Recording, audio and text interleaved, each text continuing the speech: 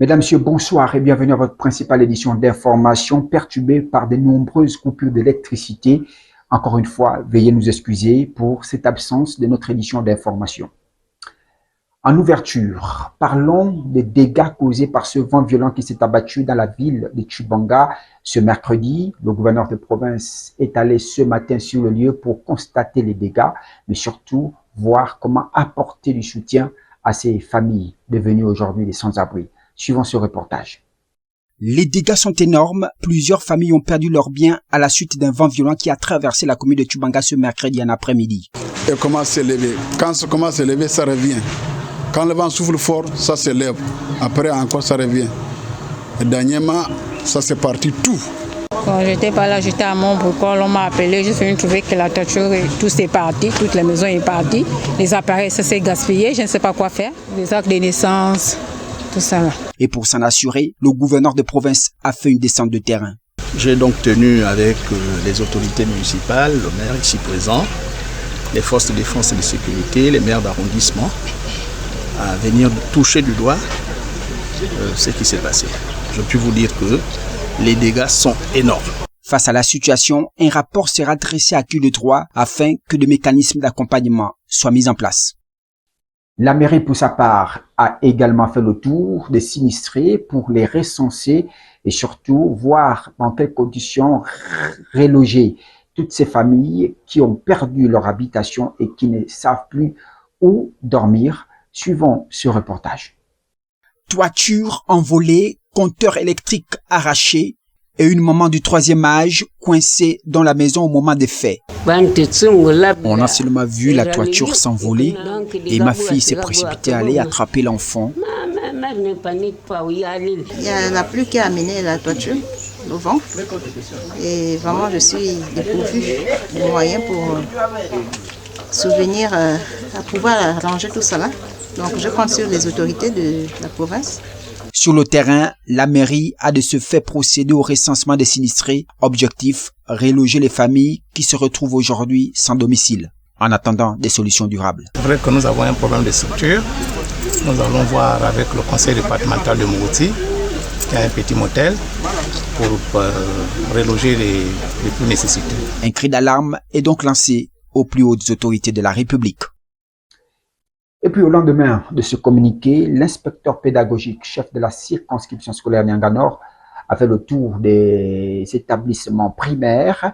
Objectif, s'assurer du bon déroulement des cours ou de la reprise des cours. Satisfait, nous suivons ce reportage.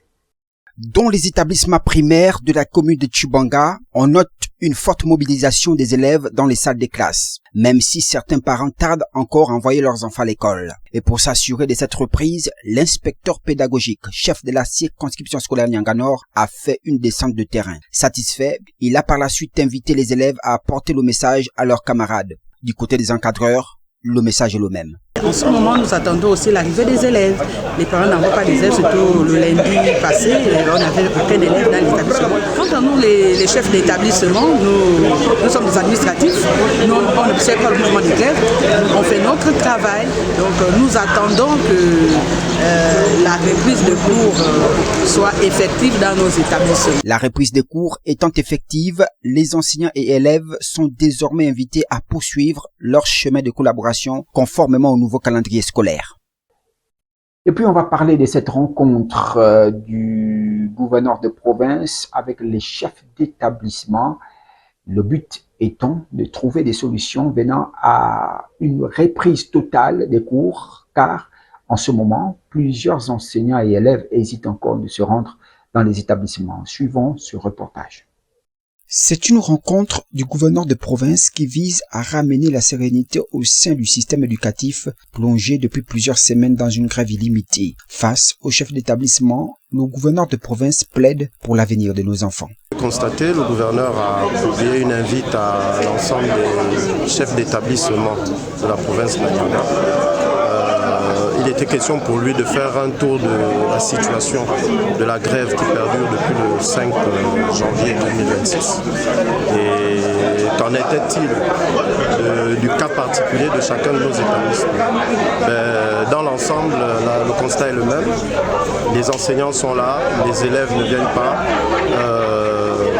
Nous comprenons tous que, en discutant avec nos collègues chargés de cours, ils se plaignent beaucoup plus. À l'heure actuelle, au vu de toutes les situations énoncées par le gouvernement, les 4000 situations administratives promises pour fin février et toutes les régularisations et mises en solde de certains collègues, la question qui ressort dans la bouche de chacun de nos collègues, c'est d'un chronogramme, de la publication d'un chronogramme de la régularisation de ces différentes. Dès lors que la reprise des cours est effective, timidement, dans certains établissements, les parents d'élèves espèrent une reprise totale des cours. Mesdames, Messieurs, place à la page africaine.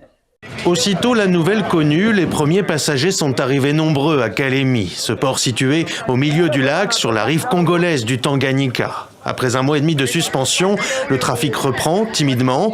Une délivrance pour Florence. Quand le M23 est arrivé, nous sommes venus à pied jusqu'ici à Kalemi.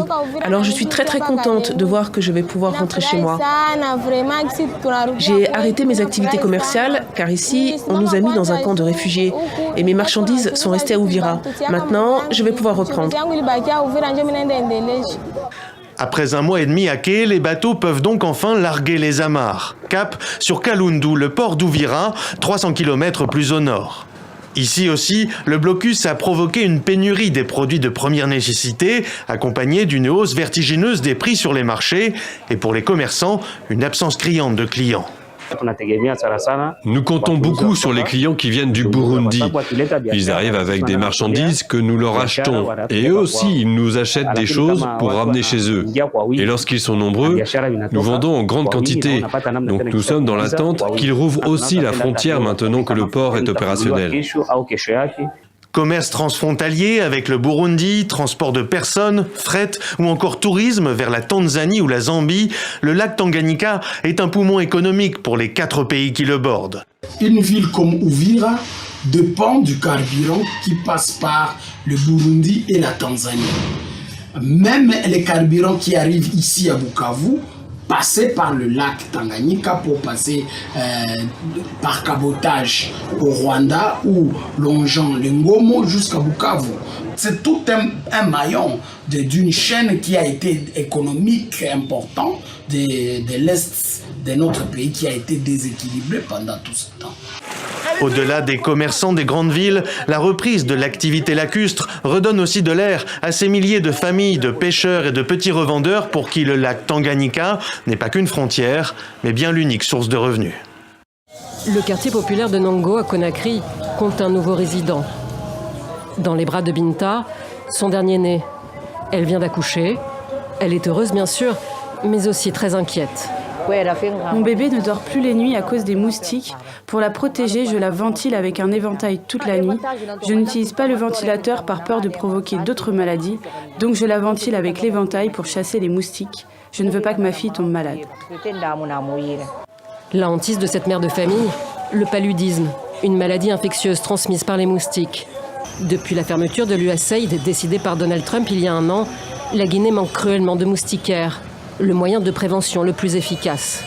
Depuis plusieurs semaines, les équipes du Programme national de lutte contre le paludisme font le tour des centres de santé chargés de les distribuer à la population pour faire un état des lieux. Le paludisme reste le premier motif de consultation dans les structures sanitaires du pays. Ça va. Voilà. Ce matin-là, le docteur Oularé leur fait notamment visiter le service maternité du centre qu'il dirige. Les enfants de moins de 5 ans et les femmes enceintes sont les plus affectés par la fièvre paludique. On a beaucoup de consultations liées à la fièvre présentement. Donc on peut dire qu'il y a beaucoup d'enfants qui viennent avec paludisme présentement. C'est dû à la rupture de moustiquaires. C'est tout. Des fois, on a même des ruptures de médicaments. Des fois, c'est rare. Mais moustiquaires, c'est un cas particulier. Il n'y a plus de moustiquaires. Le nombre de cas a augmenté au cours de l'année. 5 enfants, dont ce petit garçon, seront diagnostiqués positifs ce jour-là. En Guinée, le paludisme demeure la première cause de mortalité infantile. Cette visite nous permet également de comprendre comment les dispositions sont prises au niveau des centres de santé pour permettre au moment où on va approvisionner les centres de santé en moustiquaires de rattraper les cibles prioritaires, notamment les femmes enceintes et les enfants.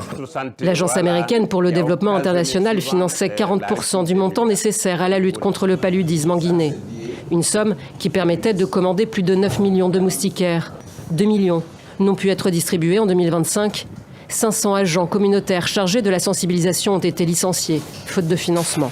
Le financement américain nous permettait aussi de payer tout ce qui était les médicaments, que ce soit les tests de diagnostic rapide pour dépister le paludisme, que ce soit les combinaisons thérapeutiques à base d'artésimine pour pouvoir prendre en charge les cas de paludisme simple, mais que ce soit les formes injectables qui permettent de prendre en charge les cas de paludisme grave.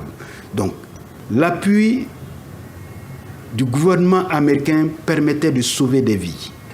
La prévalence du paludisme était de 17% en 2025. Les autorités s'attendent à une forte hausse cette année. Le retrait jugé brutal de l'USAID a mis en évidence la forte dépendance de la Guinée vis-à-vis de l'aide extérieure. Le Premier ministre a fait de la santé une des priorités pour 2026. Point final à cette édition d'information du soir sur LMTV5. Merci de nous avoir suivis. L'actualité continue sur LMTV5. Au revoir et à demain.